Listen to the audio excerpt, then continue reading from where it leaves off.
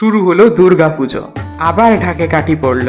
শুরু হলো বসন্তকালের দুর্গাপুজো, বাসন্তী পুজো। এই বাসন্তী পুজোই কিন্তু পৃথিবীর সর্বপ্রথম দুর্গাপুজো। পরবর্তীকালে শ্রীরামচন্দ্র রাবণ বধের জন্য অকাল বোধন করেছিলেন, আর তখন থেকেই শরৎকালে দুর্গাপুজো শুরু হয়।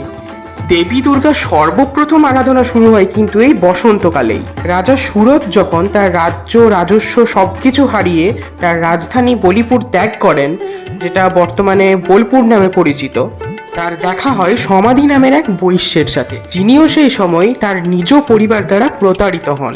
তখন তারা পৌঁছান মেধাস আশ্রমে। সেখানে তারা দুজন ঋষি মেধসের সাথে মিলে তার আশ্রমে তথা গড় জঙ্গলে, যেটা এখন পশ্চিম বর্ধমান জেলার দুর্গাপুরে, বসন্তকালে দেবীর আরাধনা করেন। আর সেই সময় থেকেই শুরু হয় পৃথিবীর প্রথম দুর্গাপুজো, বাসন্তী পুজো।